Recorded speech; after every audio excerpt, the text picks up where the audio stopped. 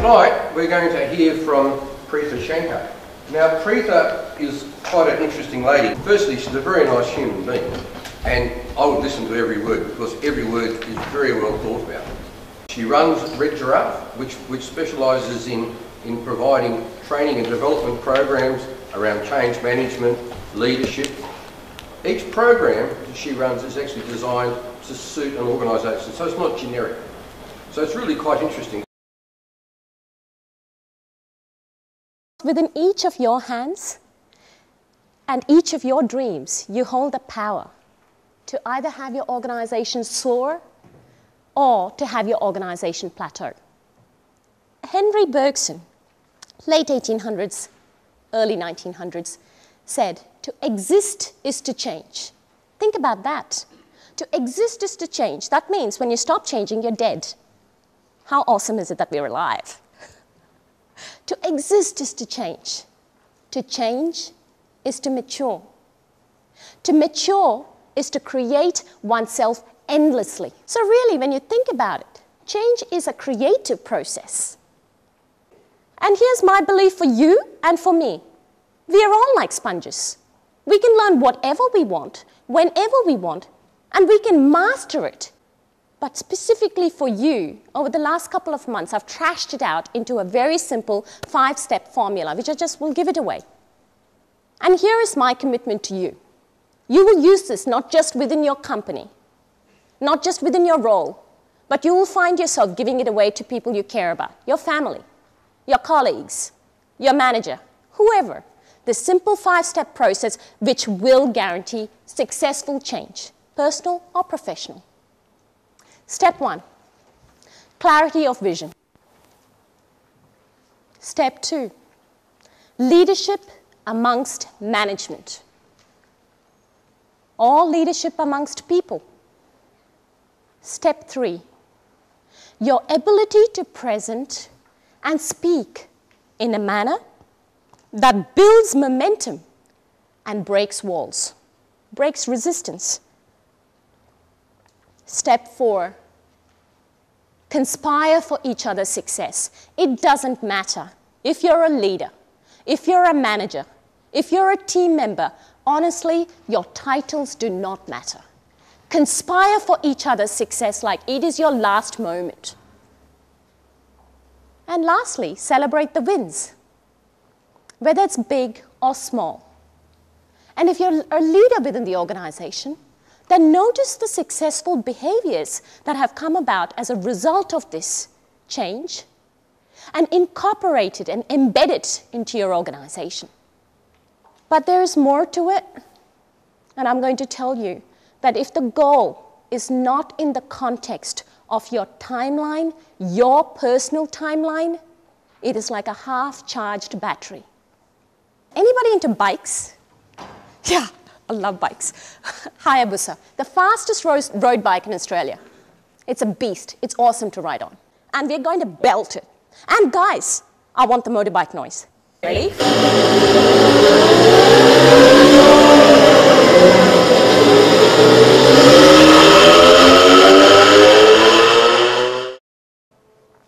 I learned the lesson of seasons from my mentor, Jim Rohn.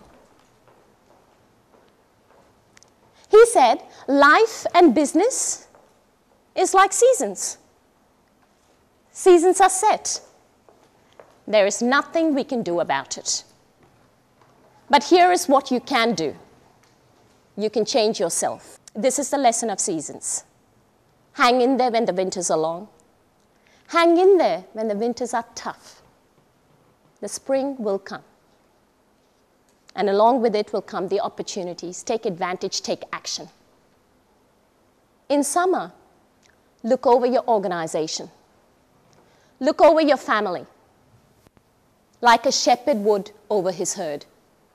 And look after it, like a leader would. Here is the key. Let your clients borrow your eyes. Let your family borrow your eyes and see for the first time what you see. This is the lesson of seasons. They're set. There's nothing you can do about it. But here is what you can do. You can change yourself. What a compelling powerful lesson in change right there. If you can all stand up for this exercise, a little bit of room between each of you so that you're nice and comfortable. Think about one outcome that you would like to achieve professionally this year. One outcome at work. And we're going to crank it up for you. So leaders and goals, the one thing that I have noticed about leaders and goals, and I've worked with quite a few leaders and it's been an incredible privilege, is that they're so precise when it comes to the way they set goals. So it's absolutely no surprise at all that they achieve their goals every time, is it? None at all. And now you can do it. Through that exercise, you can power it as much as you want. You can crank it up as much as you want. And write it down, guys, and review it and review it and review it every day and watch it unfold for you. Notice anybody who you consider a leader, they have this incredible energy that just surges through them. Not just through them, but in fact it begins with surging through them. And it then has this incredible capacity to spread into those who they lead and those who they don't even lead. And all of a sudden, there's this magnetic energy where they're just moving forward together towards that goal. That momentum being built, those walls being broken, the resistance gone. How do they do that? The leaders understand that certain reactions give them certain results. So they will keep the reactions that give them the results that they desire and get rid of the other reactions that don't give them the results or minimize it or replace it. You know, sometimes we're so in a situation, it's very hard to see. So step back and just look at it like it's not your life. And then you'll begin to see these big blocks of absolute things that must get done. And then you're going to also notice that there's lots of noise and crap around it. Get rid of it. And then take the easiest within this list of things you must do and take action immediately and start doing it and finish it. And by the time you're there doing that, guess what? There's so much momentum. There's so much activity surging through you. You're way ahead of most people. Yearn for it. Crave for it. Reach out for it. Go for it. And that's what leaders do. So what really makes change happen?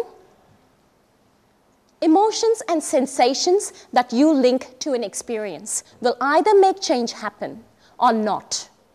So you change this emotion, the sensations alter immediately, and then you experience the results.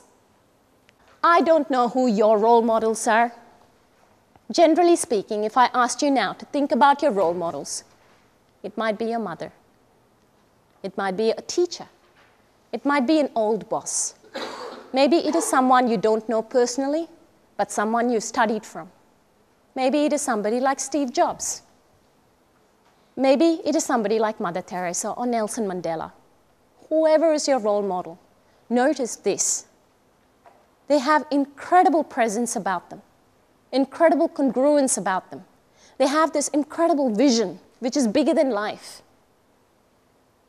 They have this capacity to not just lead themselves, but they have this capacity to hold so many. And you know why? Because they've mastered their own emotions. And it's not a mastery that you get to and then it's finished. No, it's a mastery that you work at all your life. And they've mastered their emotions to the point where they're just changing gears and shifting gears to easily navigate through life, through those challenges, or what might seem like easily and maybe it's not. So remember that. It's worth remembering Charles Darwin again. It's not the strongest of species that survive, neither the most intelligent, but rather the species that's most responsive to change.